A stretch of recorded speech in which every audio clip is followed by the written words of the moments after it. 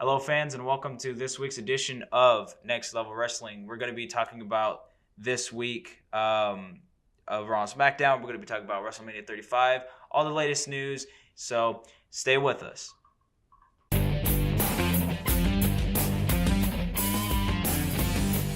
Welcome back, fans. We are here, Next Level Wrestling. We are just about a week away from WrestleMania. My name is the Red Scorpion, Mike Martinez. And I am X-Deadlies, as you guys know, the Deadliest Gamer. And we have a plethora of things to talk about with WrestleMania closing in on us. Let's cut right to Monday Night Raw, where they had the Beat the Clock challenge between Becky and Ronda and Charlotte challenging the three members of the Riot Squad. Well, Becky Lynch actually won that challenge, beating Ronda's record, and then, of course, Charlotte didn't place. So that kind of gives Becky some momentum. So it kind of, really strengthened Becky and really kind of made Charlotte look fairly weak for this particular upcoming WrestleMania matchup. Next, we had the match between the farewell tour between Kurt Angle and Samoa Joe. Actually, was not as great as their TNA matches, but it was definitely a good match to see in WWE. Mm-hmm. And at this point in Kurt Angle's career, it was kind of like it was good for what it was. Then we had the enough already with Aleister Black and Ricochet teaming, and then they beat the Raw Tag Team Champions again, the Revival. I'm getting so sick of this. It's just driving me so nuts. And again, we were talking about it. And it's like the bringing the NXT call-ups, it's a good thing. That's how they do it. That's how it's supposed to be run. Mm-hmm. But bringing them in, you can bring them in a little hot, you can bring them in warm, whatever, and then kind of build them up in the WWE. That's what you're supposed to do. That's what this is all about. But when you bring them in on fire like this, and you're feeding us them and shoving them down our throat every single week, it just gets to the point to where that fire, the flame, just dissipates, and then there's nothing. And then within half a year, we're not even talking about Ricochet or Aleister Black anymore. Yeah, and when they come in, it's like they're not as big they could have been, because of how they were before. And they're really trying to bring them in, and I know eventually they'll do like a collective. Right now it's a collective thing, and then eventually it'll be like a singles thing, and they're going to try to continue the story that way, but maybe even a feud between them. But it's like just enough already. They're both on Raw, they're both on SmackDown. It's just getting to be too much. But to have them beat the Revival, and I'm not the biggest Revival fan, agreed. But I am completely. Like mortified. They were so disrespected to get beaten once by them, but to be getting beaten twice by them now, even if it was a non-title match, just not. It just basically shows that tag team wrestling is a joke right now, and it shouldn't be, because tag team wrestling is huge. Mm-hmm. So, and then of course the main event really was Dean Ambrose versus Drew McIntyre in a last man standing match. After last week's Falls Count Anywhere match was brutal. But this match was just as good. And again, Dean is he's doing the favors. He's paying his dues because he's getting ready to leave WWE, and he's doing what's asked of him, and he's having some just great matches. It is what it is. I thought Raw did pretty good on. There was another segment with the women that brought Beth Phoenix in, basically kind of standing on the tag titles of Sasha and Bayley. They really want that shot at those championships, and we kind of find out later on that it's going to be a four-way for the titles at WrestleMania. But pretty decent Raw. It was a go-home Raw for WrestleMania. I dug it. Anything stand out to you aside from that? I know Finn Balor won the Intercontinental Championship shot too, beating Jinder and Bobby Lashley on this show. That and how Charlotte missed her opportunity on winning the Beat the Clock challenge. I almost said Gauntlet challenge for whatever reason. The Beat the Clock challenge, which I'll continue this in a second, once we get to SmackDown, but how she lost and how Becky won that, it kind of did up the stakes a little bit, and it kind of fit kind of perfectly once we get to SmackDown in a second, if you know where I'm going towards. Yeah. And it kind of leveled them, I think in an almost equal spot, kind of. I think at this point, because Becky won the Royal Rumble, so she won the shot. Then they took her out. They put Charlotte in. And Charlotte, you can't really say she didn't earn it, but she kind of did. It's hard to really fathom with what they did with that particular angle.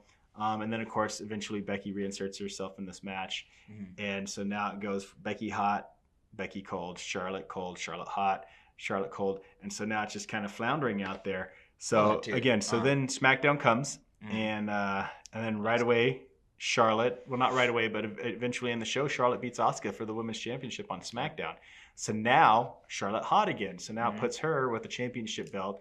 It puts Becky with the momentum of winning the Royal Rumble. And then, of course, Ronda, the badass, with the Raw Women's Championship. So now, and then we found out that this is going to be the main event, last match of WrestleMania 35. So all of a sudden now this match has every bit of meaning in the world. Like I said, that's leveling them. It's building, how hot this match is going to be, especially right now, with the SmackDown Women's Championship involved too. So and that's a question that we're going to have is that title on the line too now, or is it still just for the Raw Women's Championship? So that's some questions that we have to answer.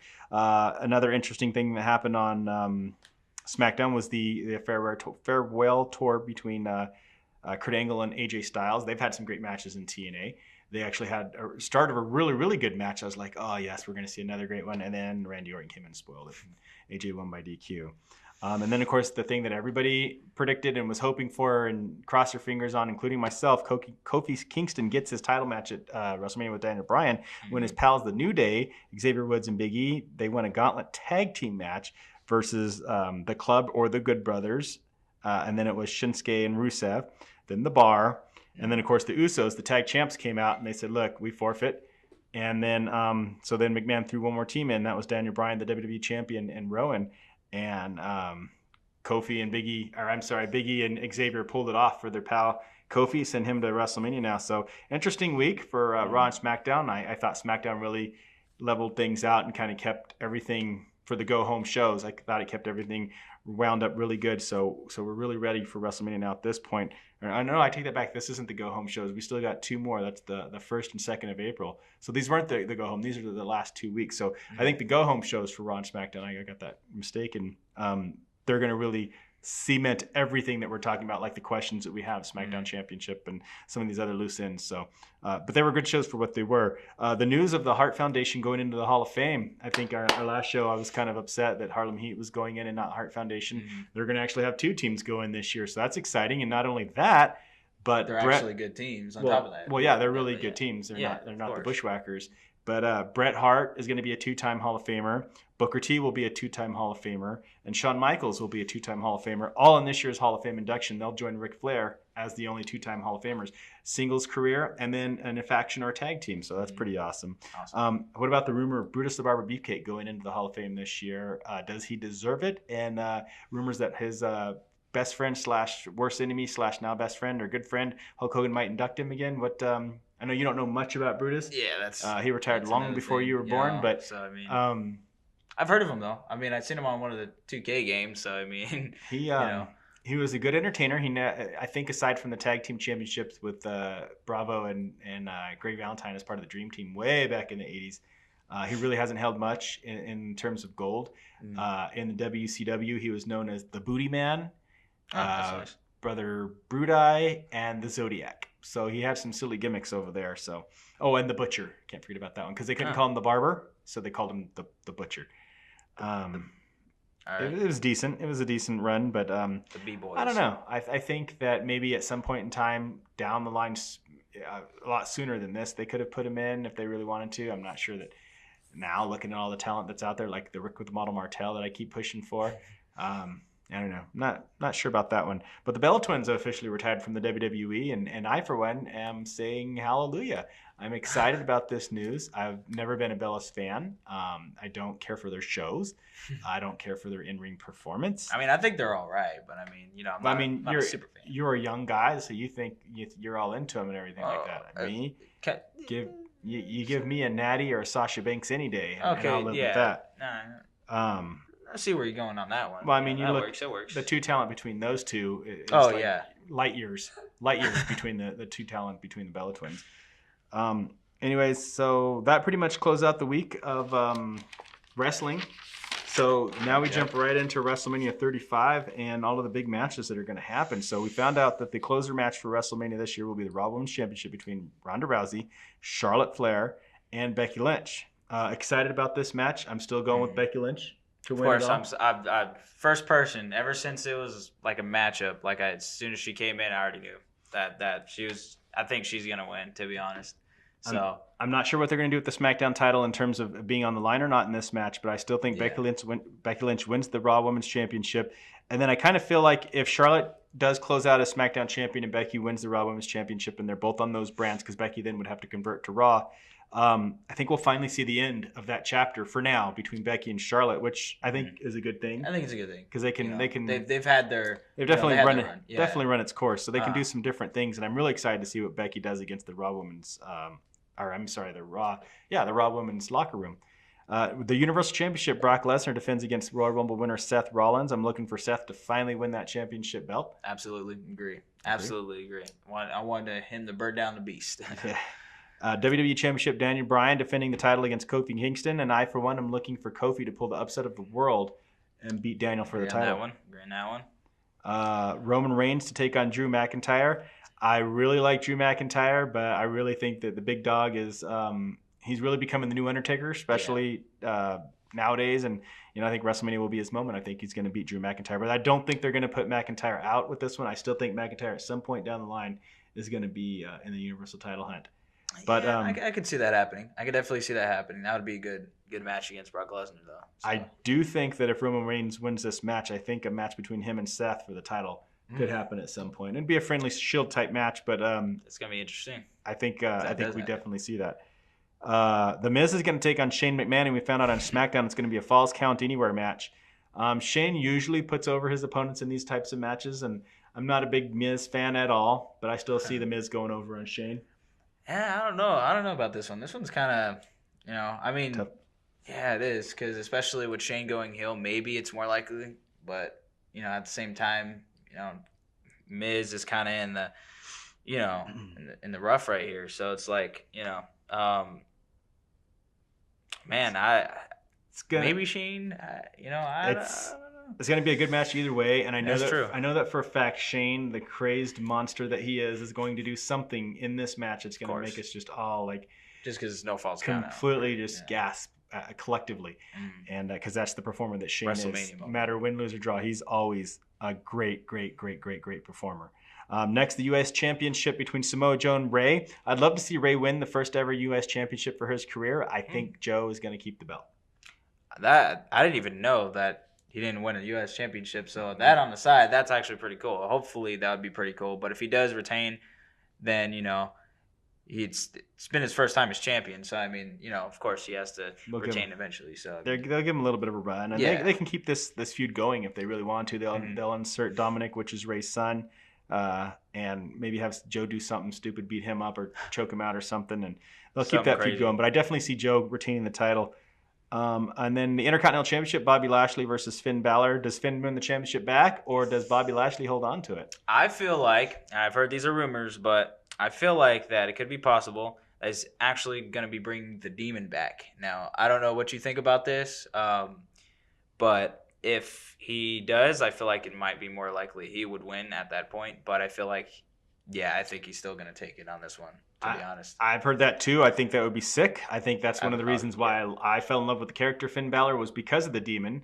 I thought the on again off again thing was cool, but ever since he had his feud with Bray Wyatt, he stopped the Demon, and I didn't like that. I thought that his Intercontinental Championship reign did not last very long, and I think that he definitely deserves to be Intercontinental Champion again. And a lot of people don't like Finn Balor covering up those abs with the Intercontinental belt, but one way or another, I think he deserves the championship, and it would be great to see the Demon come back. And no disrespect to Bobby Lashley, he's been a great champion, and they're just kind of trying to figure out what to do with him at this point in time. But I think it's time for Bobby Lashley to move on to something else, and definitely Finn Balor win the championship back. The ladies tag team title, Sasha and Bayley basically said on Raw they'll defend against anyone and everyone. In fact, they'll take on the Iconics, who beat them on SmackDown a week ago prior. Nia Jax and Tamina, who they won. They beat, I should say, recently. And then the returning Hall of Famer Beth Phoenix and Natalya. I think I want to see Sasha and Bayley retain in this match, but I'm leaning towards Beth and Natalya winning these tag titles. And the reason why is because I feel like with Beth still having, just watching her be the Glamazon once again on Raw, it just shows me that she's still got a lot left in the tank, even though she's a Hall of Famer already. I think that her and Natty, they've had a good team, a good chemistry. Together, they work together, and I think them winning the championships would actually bring a lot of legitimacy to these belts. Don't And forget what Beth Phoenix did to Nia Jax. oh yeah, So that was definitely completely was, insane. And then of course, just watching her and Tamina face. It's like I've never seen an opponent versus Tamina, with the exception of Nia Jax. That is. On top of that, like, who have you seen like do that to Nia Jax, like, at all? Who have you seen like someone actually overcome Nia Jax? Not a female. Not a so, female. I mean, I've seen her get RKO'd and definitely 619'd and everything, and zigzagged over at the Royal Rumble this year. anyways. But yeah, no, that was it's gonna be a good match, one way or another, regardless of who wins it. As long as the Iconics don't win the championships, that would just really drive me nuts. But if they won, I'm gonna bring that up later. If they win, then I quit. I'm throwing in the towel. Quit. But I really want to see Beth and Natalya win. How about you? Who are you going for in this one? Don't say the Iconics. Well, you just kind of took my answer, huh? No, I'm kidding. No, but you did make a good point out there. So I feel like maybe it could be them, but man, I think I'm gonna go with Beth Phoenix and Natalya. You know, I mean, you kind of put it out there, that. I mean, but I mean, you never know. At the same time, that they could make Sasha and Bayley just run the gauntlet and hold the belts again. They could have Nia and Tamina like win the belts when like Beth and Natty and Sasha and Bayley are all kind of fighting, and everyone's thinking they're going to be the champs, and it is WWE, so they could very well put the belts on the Iconics. I mean, that just very well could happen. Anything, I'm telling you what, the worst has happened. So. If that happens, I'm definitely going to go outside and play with the dogs during the time that we're here for that. Next is Kurt's farewell. I don't know why I can't say that word. Farewell match with Baron Corbin. A lot of people, including myself, have been very upset with this and disturbed with this match. I've taken to Instagram to air my frustrations. You did. Baron Corbin sucks. He's the worst talent in WWE, probably the worst talent in WWE history, and that's saying a lot because Buff Bagwell was in WWE at one point. And this was the stupidest match they could have given to Kurt Angle. And I know they want Kurt to go out on top. I would assume they want Kurt to go out on top and win the match and get some revenge and justice against Baron. But I for one, would have loved to see Kurt's last match be against the person that had his first match against Kurt Angle on TV, which was on SmackDown, which was John Cena. So I was really hoping for that match. And there's some rumors flying around that John Cena might insert himself into this match and Corbin get taken out. But hopefully, to be honest. If push comes to shove and it is Kurt versus Baron, I'm going for Kurt. You? Obviously going for Kurt. It's not really a choice. It's not a debate. It's Kurt. But it's WWE, so you never know. That too. So I mean, AJ Styles versus Randy Orton. I think it's going to be a pretty sick match. You got WWE's long-term champion in Randy Orton. You've got the outsider independent guy AJ Styles. We know it as TNA. Who just been on the outside and finally came into WWE and started chipping away at his legacy here. And Randy Orton doesn't like that. And so now you've got kind of the two guys that their careers have gone stellar from being young and into now and just having all the success. And now they're going to finally clash. So it's going to be an interesting match. I find it hard to see either one of them really losing this match. So it's hard to really decide. I know that Randy Orton's contract ends soon with the WWE. So I don't know if that means anything. But I'm going to go out on the limb, and I'm actually going to say that AJ wins this match, and that's a tough one. I really, it's a hard one to pick. So, but that's who I'm going. I feel like it might be lean more towards AJ Styles, which is kind of weird now I think about it. Since you know how Sting and AJ came in like late. What if they like faced off?